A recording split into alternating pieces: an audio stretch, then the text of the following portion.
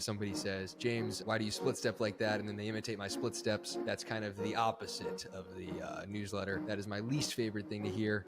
I don't know why I split step. I try to. I've had a bunch of people telling me to stop split stepping. They're like, James, it's annoying to watch. I don't like watching you because you keep split stepping and bouncing and hopping so much. And my answer is, well, then don't watch. Get a life. Don't watch. Why are you watching Pickleball?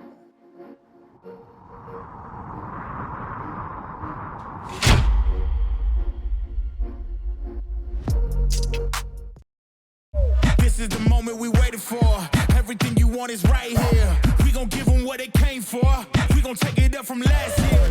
Watch the game change. Watch the game change. Watch the game change. Watch the game change. Yeah.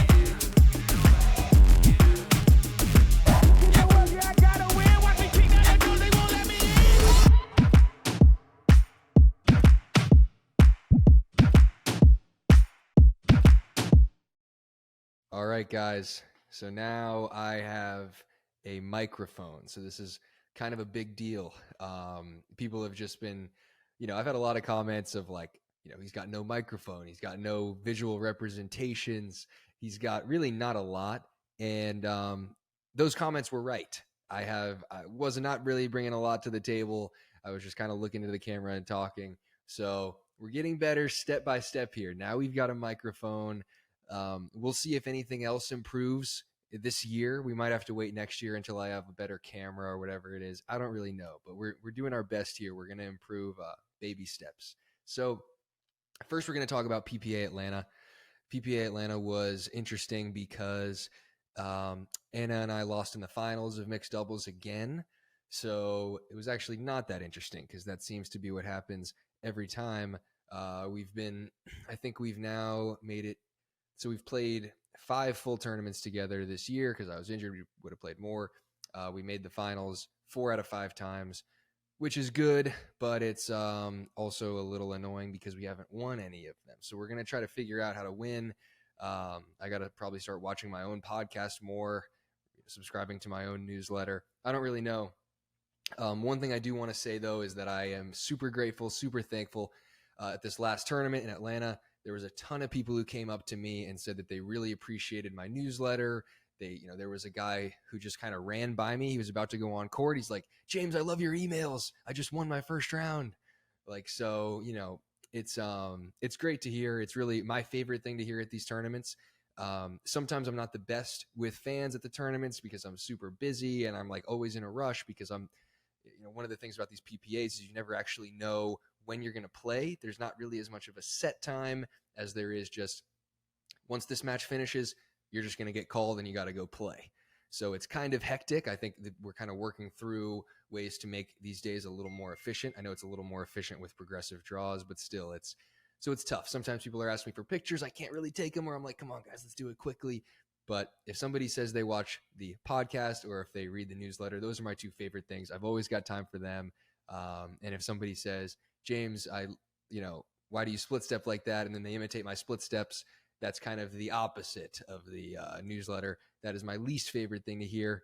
I don't know why I split step. I try to, I'm just rambling, guys, but I've had a bunch of people telling me to stop split stepping. They're like, James, it's annoying to watch. I don't like watching you because you keep split stepping and bouncing and hopping so much. And my answer is, well, then don't watch. Get a life.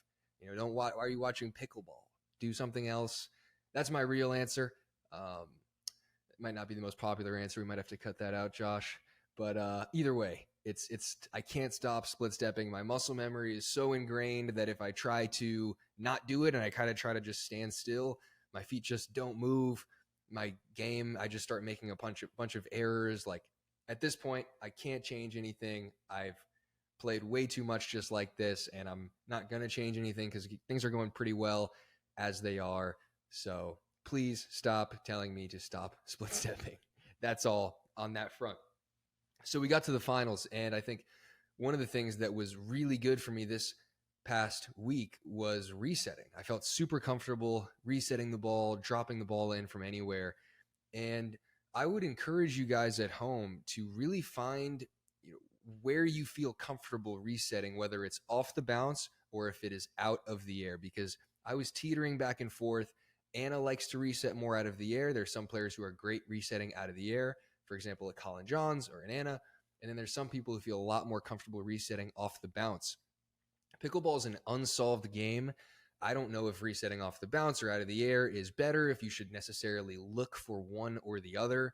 But for me personally, I found, especially this week, just committing to resetting off the bounce when it makes sense, unless it's coming right at you, has been super helpful for me. Kind of just seeing where the ball's coming, tracking it, waiting for it to just bounce right away, and then right as it's bouncing, just kind of short hopping it and pushing it forward, resetting it in. I had a ton of success with that this weekend. I felt way more comfortable with my resets. My resets have been not a talent of mine. It is, the hand stuff, the power stuff came right away, but resetting has taken me years at this point, and I feel like I'm definitely starting to hit my stride with it. So if I were you, I would just go out there and, drill a bunch of resets off the bounce, drill a bunch of resets out of the air, and whichever one feels more natural or more comfortable for you, just commit to it for a month or 2 months.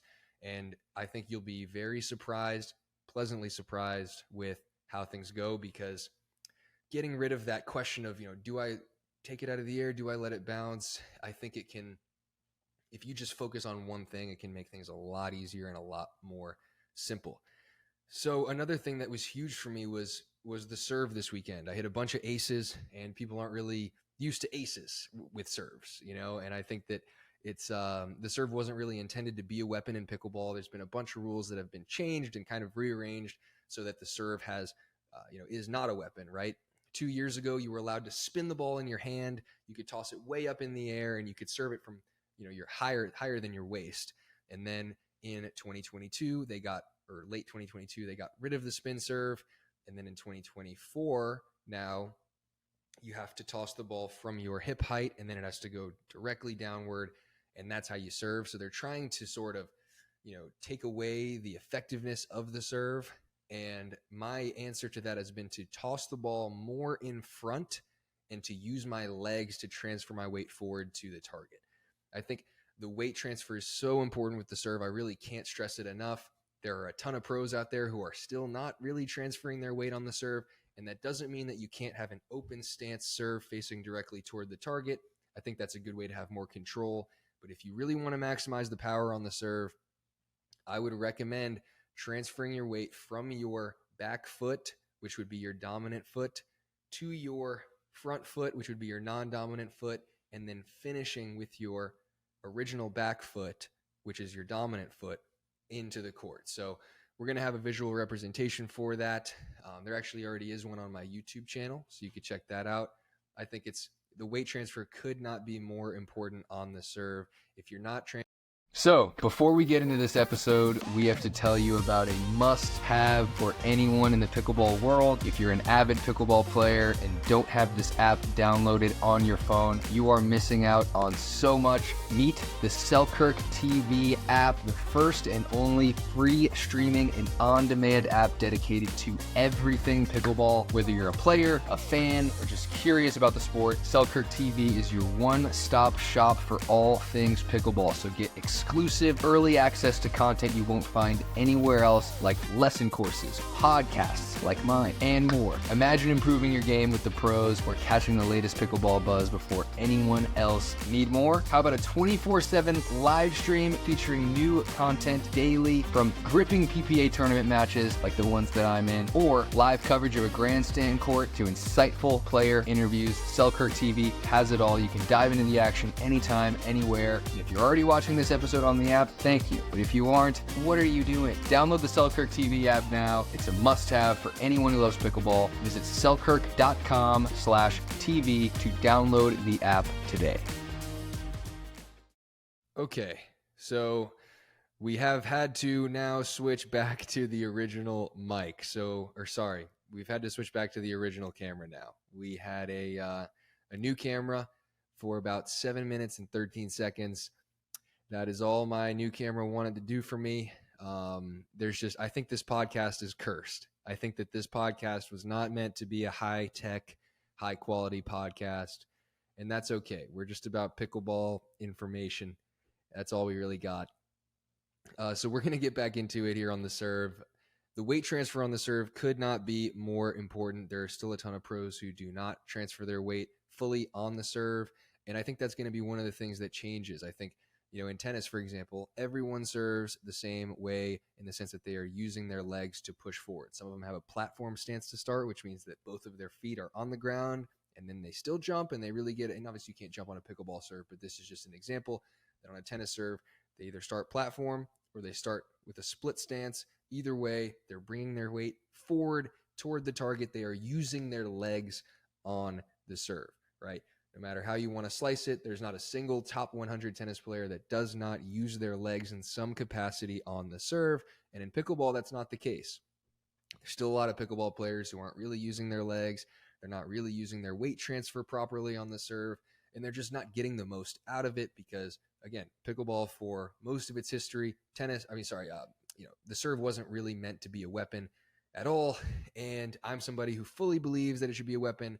I'm hitting it as hard as I really can, and I think that if you can transfer your weight on the serve, you will get a lot more power on it. And I think another way to do it is to toss the ball more in front. So one of the things that I'm seeing at these clinics a lot is people who don't feel like they're hitting their serve enough or hard enough, they're tossing the ball too close to their body. So the closer that you toss the ball to your body, the harder it is to transfer your weight forward toward a target. If you are already tossing the ball out here in front of your body, you're kind of forcing yourself to bring your weight forward through the target. And I think that's a great way to train yourself to transfer your weight properly. And we do have a visual representation on my YouTube channel of me transferring my weight.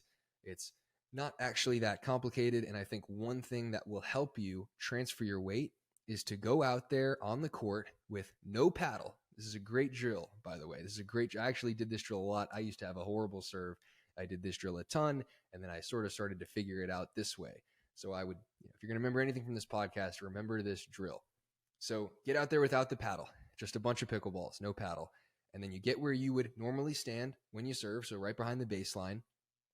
And then I want you to not use your legs at all and throw a ball underhand as hard as you can. Just toward the net. Hopefully you'll make it over the net, right? You want to go, as far as you can and as hard as you can without using your legs. And you'll see how far you throw it, but the rule is you cannot use your legs at all. Now, I want to just see, out of curiosity, how you would throw the ball underhand if I told you that, your life was on the line, you had to throw it as far as you possibly could. You have to throw it over the fence, right? You wouldn't just stand there straight up and just throw it like that. You would probably use your legs to transfer your weight. I mean, how would you, and think about it, how would you personally go about throwing a ball or, if it's a cornhole toss, whatever it is, throwing it as far as you possibly can underhand? Any object, throw it as far as you possibly can underhand. I'm pretty sure you would use your legs, right? You would use some shoulder turn. And I'm not going to tell you how to do it. I think this is actually a good drill for you to figure it out on your own because, again, there's not a lot of visual representations on this podcast. I'm just talking to you. I think it's good for me to give you a tool here for you to use. So this is the tool. Go out there and throw a pickleball as far as you possibly can underhand. And then whatever you did with your legs and with your shoulder hand or your shoulders, whatever you did, I want you to then replicate that movement with a pickleball paddle in your hand and then hit a serve. So that's the key. You want to serve the ball just like you would be throwing a ball underhand as far as you can. Okay, so now we're going to get into our last topic, which is the backhand ATP. I have gone back and forth on this, and I've decided that the best backhand ATPs are hit with two hands.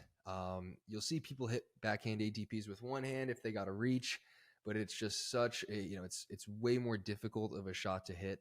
I've been hitting two-handed backhand ATPs the last few weeks almost exclusively, and I've had a lot more success with it because my left hand, my offhand, I can really get around the ball, and I can get a lot more just control, I think, and power with it. If you're using one hand trying to cup it around or slice it, it's tough. I really wouldn't slice ATPs as much because ATPs, the whole point of why they're effective is because they're so low, right? Because you don't actually have to clear a net.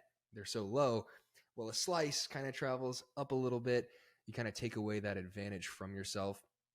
So for me, I tried to experiment with a one-handed backhand ATP because you can reach farther. right? And if you really have to reach, and if you're really in a tough spot when you're trying to hit a backhand ATP, I suppose that you can use one hand. But if you have time and you're just standing there and you can reach, with two, I would highly recommend using two hands. If I were to make a prediction, I think that in a year or two, backhand ATPs are going to be taught to use, almost exclusively two hands. Pickleball is such a young sport, and there's still so many different things that are not really consensus, right?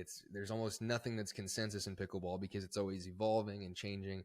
But one of my predictions is definitely that the two-handed backhand ATP will just be a superior shot, because it's the same thing as a two-handed backhand counter when you're out wide, right? If it's over here, you can't really reach as far. It's just tough to generate power from that motion right there. You put a second hand on it, you can actually add power and control. It's one of the only situations where both things are enhanced. So I would say get comfortable. If you are hitting a backhand ATP, get comfortable doing it with two hands, because it's a lot easier than with one. That's all we got for today. Sorry about the camera troubles. We're going to try to figure that out one day. Maybe it's going to be next year. I don't know anymore. Thanks for watching, guys.